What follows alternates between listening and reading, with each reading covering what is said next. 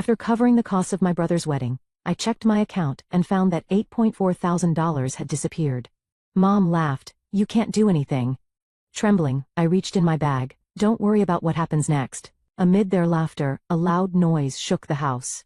When they saw who entered next, yesterday was my younger brother Ted's wedding. My boyfriend Ian, who's a lawyer, and I were getting ready to return to Seattle. Before checking out of the hotel, I opened my banking app to pay the hotel bill, but the number on the screen froze me in place. Ian. My voice trembled. What is it? My account, $8,400 is gone from my account. Gone? What do you mean?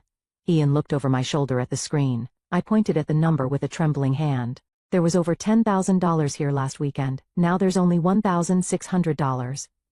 Ian frowned and took my phone. He quickly checked the transaction history and saw a series of unfamiliar transfers. $2,000 toward a credit card payment under my sister Amelia's name.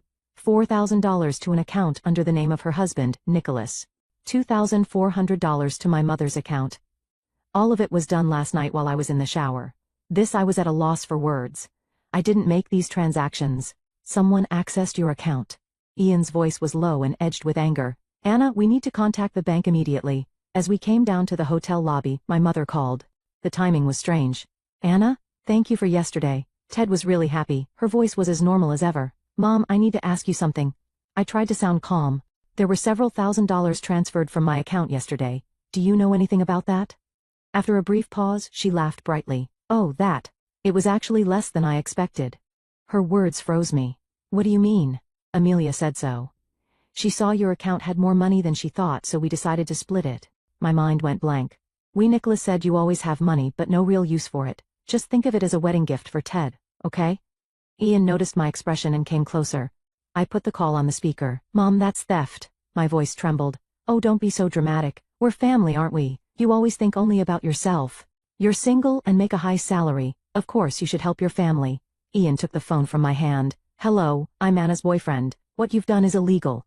Withdrawing money from her account without her permission is a crime. Oh, the lawyer. Stay out of family matters, will you? Her voice grew colder. I took the phone back. Mom, how did you access my account? Asked Amelia. She did it. And with that, she hung up. We left the hotel and got into the car. Ian silently held my hand. Let's go to my parents' house, I said firmly. I want to hear the truth directly. 30 minutes later, we were standing at my parents' front door. Before I knocked, Ian placed a hand on my shoulder. Stay calm, don't let emotions take over. I nodded and knocked. A voice came from inside. It was Nicholas. My father opened the door. Oh, Anna. I thought you were leaving already. I walked straight to the living room. Amelia, Nicholas, and my mother were there. Nicholas still had a smile on his face. I was sure he was the one I had heard laughing earlier. They had been talking about something but fell silent when I entered. How did you access my account? My voice shook. Amelia shrugged. In the hotel room while you were in the shower. Your password was easy. You always use the same one. Why? My voice was hoarse. Nicholas replied. Why? Because we needed the money. You live a luxurious life alone, but we have kids to raise. He spoke as if it was the most natural thing in the world, lounging on the sofa. Anger surged inside me. Don't try to justify stealing, Anna. Don't make such a big deal out of this. My mother said it in a tone meant to calm me down. My father, still seated, opened his newspaper. Keep your voice down. Ian stepped forward. Anna has supported all of you for years. She gave Harry an expensive birthday gift. She bought Margaret a game console. Isn't that enough? Amelia scoffed. That's just her duty, isn't it? Anna's single, no kids. We have responsibilities. Harry's lessons, Margaret's school, all of it costs money. Nicholas, still smiling, added, it was only a small portion of your money anyway. You make a lot, don't you? I felt a flood of memories flash before my eyes like a slideshow. The list of wants Amelia had sent for Harry's 10th birthday. Even the cheapest item was over $300. I had wanted to say no, but my mother said, you're not going to give your niece anything? You're better off than the rest of us. And in the end, I bought an expensive tablet. Now those moments look different to me. I wasn't blessed I was being used. I want it back, I said firmly. Every cent. Right now. Nicholas laughed again. That's impossible. It's already gone.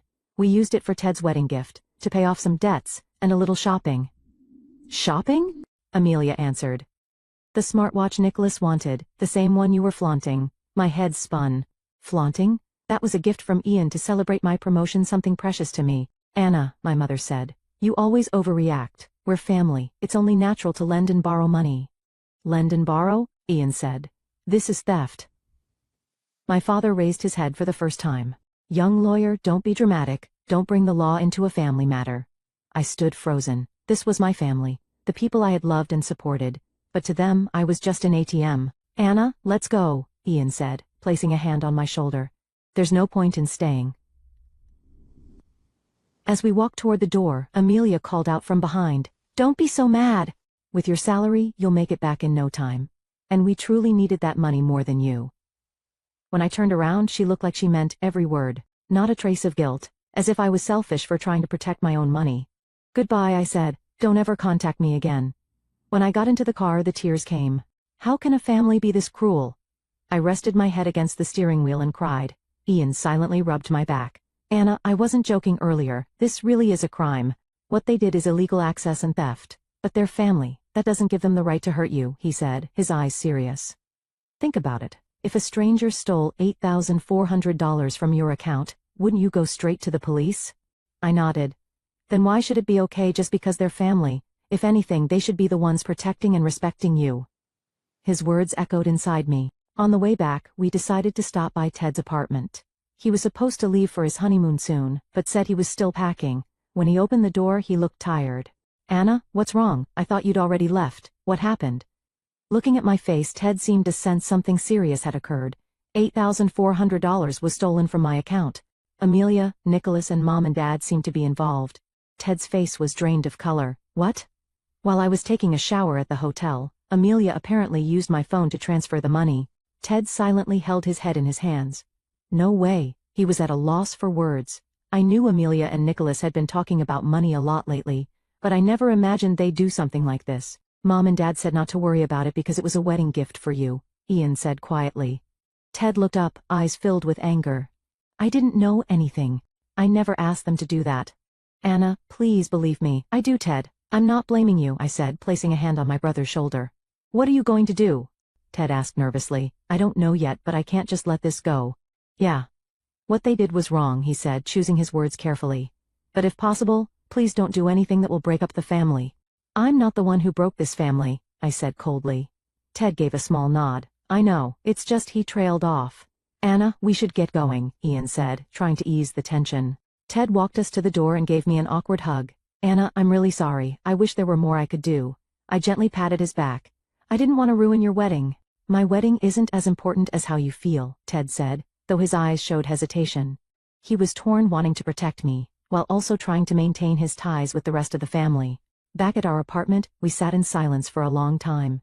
Ian was in the kitchen making coffee, occasionally glancing at me. "Feeling any calmer?" he asked, handing me a mug. I nodded silently and said in a trembling voice, "I can't believe this, that this actually happened. I never realized they were using me." Ian held my hand. "Because you're kind, because you trusted your family. But this time is different. They accessed my account without permission and stole my money." Ian thought for a moment. "Anna, this is clearly a crime. You have the right to take legal action." "You mean report them to the police, my own family?" "Yes. They're the ones who did something wrong, not you." The next morning, Ian left early saying he had some things to look into. I stayed home from work and spent the whole day in the apartment. In the afternoon, Ian returned. "Take a look at this," he said, carrying a large file. He spread it out on the living room table, materials on financial crimes, and a detailed guide on how to gather evidence of unauthorized access. "I consulted with a colleague at my firm who specializes in financial crime," Ian explained. "According to her, financial exploitation by family members is more common than we think. Single high-income earners tend to be targets." I flipped through the documents. "Is all of this really necessary?" "They re my family." Ian looked serious. "Anna, what they did was a crime. If you don't do anything this time, they'll just do it again. And next time it could be for even more, so what should I do?" "First, we collect evidence," he said. "Bank statements, signs of unauthorized access, past transfer records, all of it." From that day on, I began reviewing my financial records for the past 3 years in detail. I sorted everything chronologically: bank statements, transfer records, emails, text messages. "There's so much," I said in disbelief, opening the file. Just in the past year, the total amount I had sent or loaned to my family exceeded $15,000. The list went on and on. "This isn't normal," I said as I looked at the list. "This is one-sided exploitation." Another thing I noticed was the pattern in how they asked for money. They would start with sweet words, and when I hesitated, they'd say things like, "We're family." Or you're more fortunate than us to make me feel guilty. And finally, they would end with blame. You're selfish. It's mind control. Over the weekend, Ian brought over a lawyer friend. Her name was Sonia, and she specialized in financial crime. Anna, this is a clear case of financial abuse. Just because their family doesn't make it acceptable. But think about it. If this were about Ian, and a stranger had stolen $8,400 from his account, what would you tell him? I'd tell him to report it to the police. And what if it were his parents or siblings? I fell silent. A crime is a crime, Sonia said. Being family doesn't mean they get a free pass. In fact, because they're family, it's an even deeper betrayal. Her words pierced my heart. Ian spoke quietly. Anna, I'll support whatever decision you make. But you're not alone, we're in this together. Because I love my family, I have to stop their behavior. They don't respect me, they ignore my feelings and have betrayed my trust. I made up my mind. Ian, let's do it. I'll report this to the Financial Crimes Division. He exhaled with relief. You're making the right choice, Anna. We scheduled an appointment with the Financial Crimes Division. The officer in charge was a woman named Taylor. Miss Moore, please tell me the full situation, she said. I began explaining in a trembling voice. What happened on the night of the wedding, the $8,400 that vanished from my account, my family's reaction, and the pattern of exploitation over the last 3 years. Taylor listened quietly, occasionally taking notes. Ian sat beside me, adding technical explanations when needed. Do you have any evidence? Taylor asked. Ian handed over a prepared folder. Bank records, evidence of unauthorized access, patterns of previous transfers, emails, and text message conversations. After thoroughly reviewing the contents, Taylor looked up. Miss Moore, this is clear evidence of financial crime. There are signs of unauthorized access, theft, and possibly long-term financial abuse. What happens next? I asked nervously. First, we'll begin a preliminary investigation that includes interviews with involved parties, gathering further evidence, and verifying the legal criteria for the crime. If enough evidence is found, we'll forward the case to the prosecutor. I took a deep breath. Will they be arrested? It depends on the circumstances. However, actions such as freezing accounts or seizing assets may be taken. The reality of the situation began to sink in. My own family might face legal consequences. Are you having doubts? Taylor asked gently. I shook my head. No, it's just they're my family. Miss Moore, she said seriously. One of the most common cases we handle involves financial crimes committed by family or close relations. You are a victim. Please don't blame yourself. Those words felt like something inside me had been released. I was a victim. And victims have the right to seek justice. Please proceed with the investigation, I said with resolve. The next morning my phone was flooded with text messages and missed calls, all from my family. The first message was from Amelia. Anna, did you really report us to the police? They're saying our accounts might be frozen. I can't pay Harry's tuition or take Margaret to her dance lessons. I can't believe you'd do this to us. Next came a message from Nicholas, and then one from my mother. Anna, what have you done? The police came to the house. What will the neighbors think? You've brought shame to this family. Please withdraw the report immediately. Your father says his heart is hurting. What if something happens to him because of you? I replied with only one line. That's your own doing. I don't care. There's no going back to the version of me who allowed herself to be used. The next day, when I returned home from work, Amelia was standing in front of my apartment. Her eyes were red, and her makeup was smudged. Anna, she shouted the moment she saw me. Why are you doing this? We're family. Amelia, I said, keeping my distance. If you want to talk, I'll call Ian. That lawyer? She scoffed. He's the one controlling you. You weren't like this before you met him. You used to care about your family. Caring about family and being exploited are two different things, I said with a trembling voice. Exploited? Amelia raised her voice. All we did was ask for help. Now Nicholas might lose his job because the police contacted his company. What about Harry and Margaret? Have you even thought about them? At that moment, I felt a wave of anger. Have I thought about them? I've always thought about everyone else. But did anyone think about me? When you stole money from my account, did any of you think about me? Amelia took a step back. For the first time I saw fear in her eyes. You've changed, she murmured. That's right, I have changed. Because I'm done being used. A few days later, Ted came to visit. I heard everything about the police investigation. Ted, I didn't have a choice. I know. But everyone's panicking. Especially Amelia, she's scared for the kids. That's their problem, they're the ones who stole from me. Ted let out a deep sigh. Ted, are you taking their side? No. He answered immediately. He stared silently at the floor. Is there anything I can do, any way I can help? If you really are on my side, tell them what they did was wrong and that they owe me an apology. I'll try talking to them, he said weakly, but I don't know if they'll listen. After Ted left, Ian wrapped his arm around my shoulder. Are you okay? Yeah. It just hurts seeing Ted caught in the middle. He didn't do anything wrong, he has to choose where he stands, and it's clear who's in the right, Ian said gently. A few days later, Ian came to me with important news. Amelia and Nicholas are going to be prosecuted for unauthorized access and theft. Your parents are under investigation for conspiracy. Are they going to prison? My voice was quiet. In the end, that's up to the judge, Ian explained. But since it's their first offense, there's a high chance the sentence will be suspended. Still, they'll most likely be ordered to repay the stolen money and cover damages. That night, I received a phone call from my father for the first time. Anna. His voice sounded tired. Why are you doing this? The police even conducted a house search. They took my computer. Dad, I'm the victim here. Victim? He said bitterly. You're destroying your own family. Your mother can't sleep. Amelia is hysterical, and Nicholas has been suspended from work. The house is at risk of foreclosure. Is this what you wanted? I took a deep breath. This is the consequence of all your actions. It's not my fault. There was silence on the other end. You're no longer our daughter. You betrayed this family, and you're not welcome back. After the call ended, I collapsed to the floor. I wanted to cry, but no tears came. Instead, a strange sense of release spread through my chest. His words hurt, but at the same time, it felt like the chains that had bound me for years had finally broken. That weekend, Officer Taylor contacted me again. Amelia Walker and Nicholas Walker have been formally charged. As for your parents, due to insufficient evidence, they will not face criminal charges. However, they may still bear civil liability. There will be a preliminary hearing next week. After that, the trial date will be scheduled. She hesitated for a moment before continuing. Ms. Moore, have you experienced any pressure or threats from your family? I recalled my father's final words. They've disowned me. That must be difficult, Taylor said sympathetically.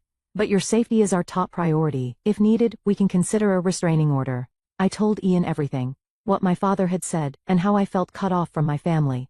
Anna, you're doing the right thing, Ian said. There are consequences to their actions, and it's not your fault. But I've lost my family. Real families are the ones who respect you and care about you, Ian said quietly. They didn't respect you. They ignored your boundaries and betrayed your trust. That's not what family does. A few days later, an unfamiliar envelope appeared on my desk. Inside was a letter from someone named Marty Davis. I remembered she was Nicholas's cousin Amelia's husband's relative. Dear Anna, the letter began. You may not remember me, but I'm Nicholas's cousin. We met a few times at family gatherings. I heard about what you did, and I want to thank you. I was surprised and continued reading. I was in a similar situation. My family kept borrowing money from me and never paid it back, and when I refused, they called me selfish. But hearing that you stood up for yourself gave me courage. I realized I have the right to set boundaries and say no. Thank you for your bravery. Holding the letter to my chest, I felt for the first time that what I had done was right. It wasn't revenge, it was an act of self-protection. And it was something that had empowered others like Marty. Over the weekend, Ian said, I want to take you somewhere special, just for a change of pace. He drove me to a beautiful lakeside spot outside Seattle. It was sunset, and the lake glowed orange beneath the setting sun. This place is gorgeous, I said in awe. Ian took my hand and led me to a dock by the water where a small table and candles were set. What's all this? I wanted to make today special, he said with a smile. We enjoyed a delicious dinner, and as the stars began to appear, Ian suddenly stood up. Anna, he said, kneeling before me and pulling a small blue velvet box from his pocket. My heart started to race. These past few weeks I've seen how strong and brave you are, Ian said seriously. You stood up for yourself. That's not easy. But you did it. He opened the box, revealing a simple but beautiful diamond ring. Anna Moore, will you marry me? Let's start a new life together, a new family. Tears rolled down my cheeks. They weren't tears of sorrow, but of release and hope. Yes, I said in a trembling voice. I'll marry you? I may have lost my blood family, but I was given the chance to create a new one. And this time it would be a healthy relationship, one built on mutual respect. The investigation period ended, and the court date was set. A few days before that, I received an unexpected message. It was from Ted. Anna, he approached me hesitantly. Can we talk for a moment? Of course, I've been thinking a lot, he began, choosing his words carefully. You're right. Completely right. What they did is inexcusable. I'm going to testify today on your side. I was speechless with surprise. Ted went on to explain. I knew that Amelia and Nicholas had been planning this for a while. I even knew they were going to use the wedding as a cover. Really? Yeah, he said, looking down in shame. But I couldn't stop them. I was scared. Scared it would tear the family apart. I placed a hand on his shoulder. Ted, this isn't your fault. No. I'm complicit too, he said, looking me in the eye. But I can't stay silent anymore. It's time to tell the truth. I'm sure Mom and Dad will disown me too, but that's okay. Doing the right thing matters more. In court, Ted's testimony became the deciding factor. He testified that our parents had also been involved in the plan, and that Amelia and Nicholas had previously planned similar borrowings multiple times. The day of the preliminary hearing arrived. Amelia and Nicholas appeared with their lawyer, their faces were stiff, and the looks they gave me were filled with anger. The judge reviewed the evidence and scheduled the official trial date. For my protection, the judge also issued a temporary restraining order against the entire family. As we were leaving the courthouse, I met Amelia's gaze for the first time. What I saw on her face wasn't just anger anymore, it was fear. The kind that comes when someone begins to understand the gravity of what they've done. Ian placed his hand on my shoulder. You okay? Yes. I nodded. I'm okay now. That evening we went to a restaurant in the Seattle suburbs to celebrate our engagement with Ian's parents. They knew about my situation and expressed deep sympathy. You're part of our family now, Ian's mother Estella said. Family means taking care of one another and treating each other with respect.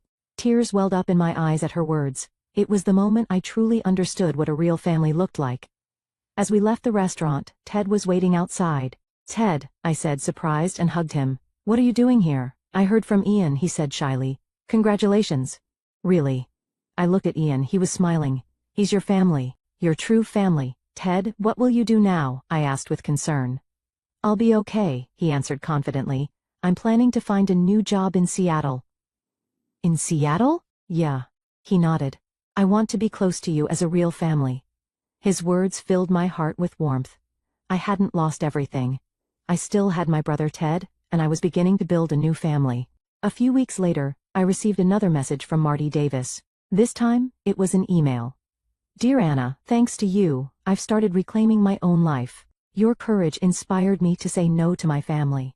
I didn't take legal action like you did, but your story is reaching many people. You helped me realize that we don't have to silently endure exploitation just because it's done in the name of family.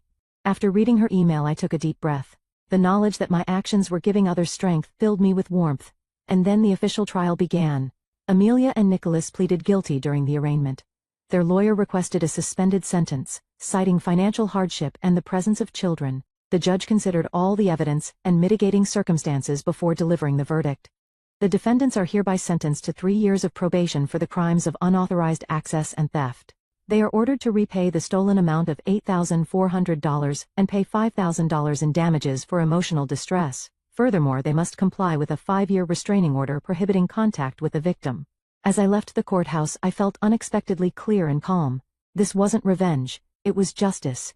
And it was self-defense. That night, the local news covered the case. Under the title, The Reality of Financial Crimes Within Families, my case was introduced anonymously. It became a trigger for raising awareness about financial abuse committed by family members. After the broadcast, messages began appearing in my social media inbox. Strangers shared that they too had suffered in similar situations. Thank you for your courage. You've given me the strength to stand up. Messages like these poured in. Ian smiled beside me. Look, Anna. You're becoming a symbol of hope for so many people. 60 days passed after the verdict, and the payment deadline came and went. Then surprising news arrived. The court's orders had been enforced. Amelia and Nicholas's bank accounts were frozen. Some of their assets were seized to cover the damages. In addition, Nicholas's company terminated his employment. The reason was his conviction for financial crime. According to one of Ian's colleagues, their house was now at risk of foreclosure. Because of the court's enforcement, they could no longer pay the mortgage. The day after the restraining order was issued, more news broke. Nicholas had been officially dismissed by his employer due to the criminal charges. Ian's colleague also told us their house was in danger. With their bank accounts frozen, the mortgage could no longer be paid.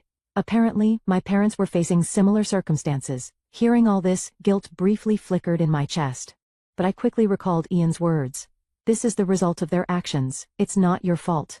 At last, I felt like I had reclaimed myself. I could feel my life moving in a new direction, freed from the chains once labeled family. This time, I would build bonds with a true family.